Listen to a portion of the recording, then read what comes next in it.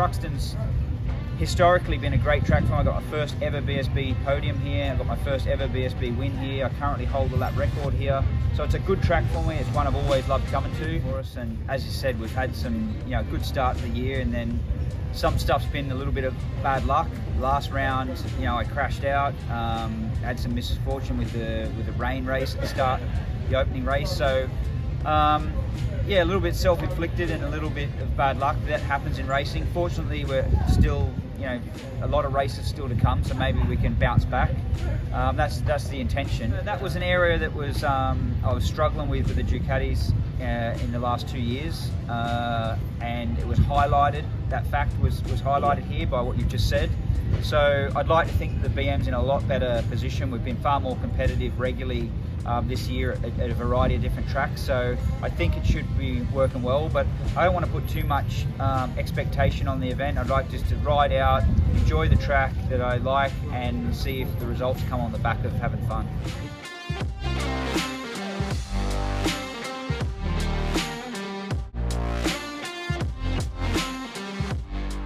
Firstly, I should say it's not been going very well. Not because we've had any crashes or anything like that, which does come at times, but just purely because the lap times that we want and need to achieve haven't come.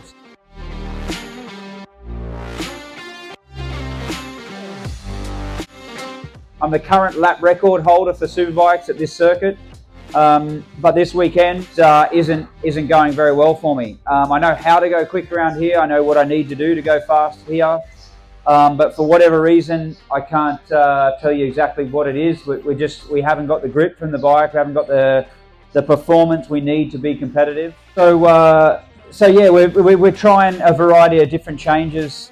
The thing that stands out the most is just purely grip. I mean, I know that sounds really basic and obvious, but this weekend, Pirelli have forced us to use a development tyre, which is a bit harder than the tyre we would normally use. The compound of the rubber is a bit harder, so it's more durable and doesn't wear out, which not supposed to wear out as quick.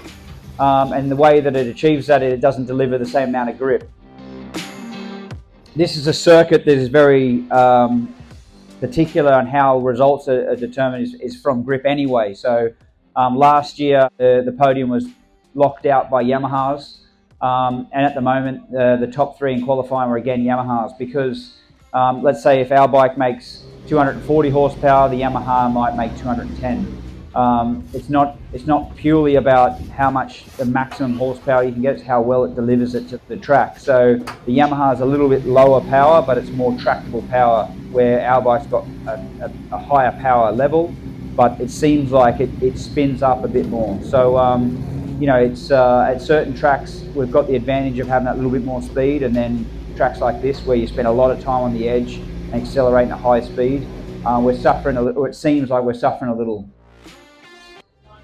Pete's on his way, so I'll get started and tell you a little bit about how things have been going on the weekend for us. So, we're working with the settings that we can change and adjusting the bike as much and as often as we can to try and overcome this disadvantage. But at the moment, it's quite a hurdle for me. Pete's not doing so bad. Like in previous rounds, Pete's been struggling with his results and hasn't been achieving what his targets are and what we know he can achieve.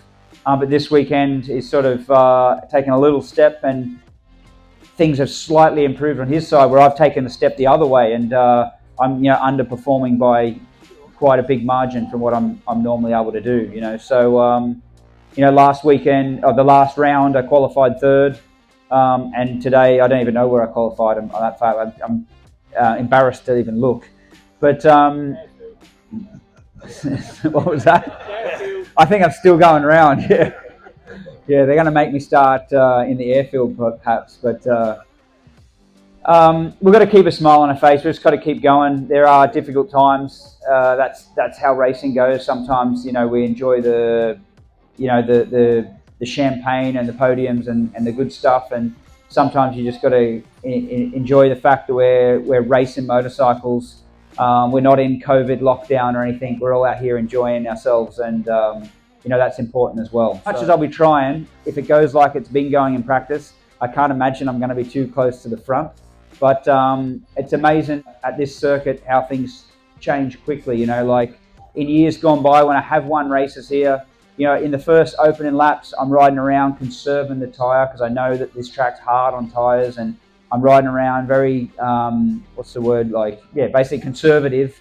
And, you know, I've got people overtaking me and they're all like aggressive here going into corners and accelerating like mad out the turns. And the person in the front's got a 4-second lead. And, you know, the commentators are probably going, oh, and, you know, we might as well give the trophy to whoever it was right now because he's that far out in the lead. And then, you know, with 4 or 5 laps to the end, all of a sudden things start changing. You know, the guy that was at front, his lap times start dropping dramatically because he's spent the tyre in the early laps to get that big lead, and now he's got no tyre left. And he's not just losing a tenth or two a lap, he's losing like a second or a second and a half a lap.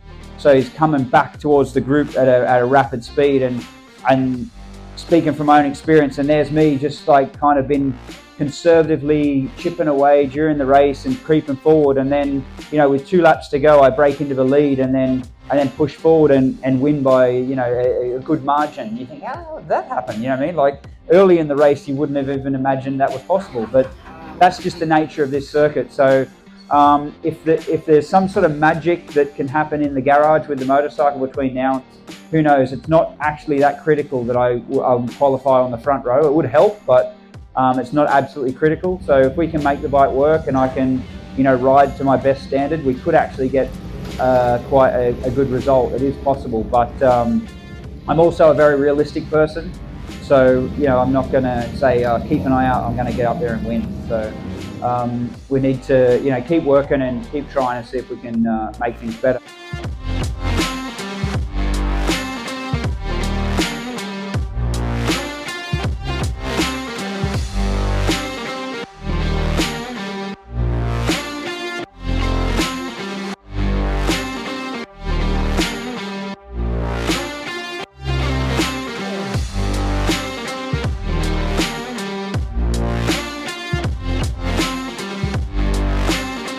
Don't judge me on today. I'm normally a whole lot more fun.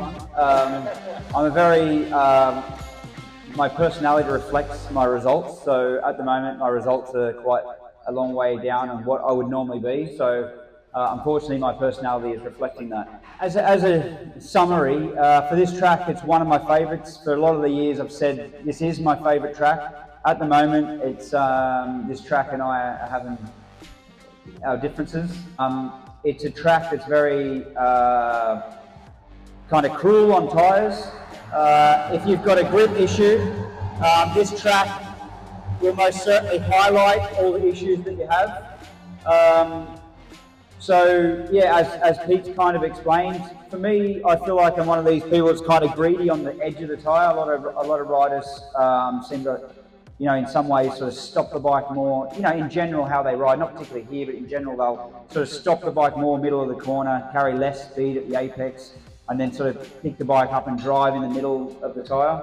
My character in general, if I was to summarise my history of racing, I spend a lot more time on the edge of the tyre and demand a lot more edge grip. And when you have grip, it's a very effective way of going fast.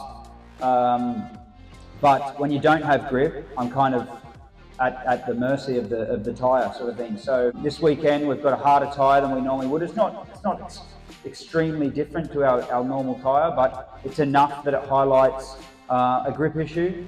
And then I think my type of riding only accelerates that problem.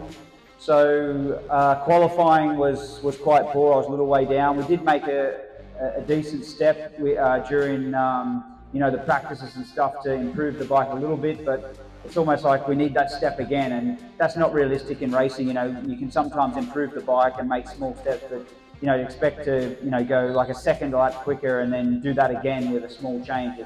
It's just not realistic. So I've sort of had to accept that we haven't got the package this weekend to fight at the front, and you know, it's not through a lack of trying. I'm doing everything I can to adjust the way I'm riding and try and ride differently, try and be patient with the throttle, try and wait for the bike to get grip before I accelerate, but ultimately it just ends up you're riding slower.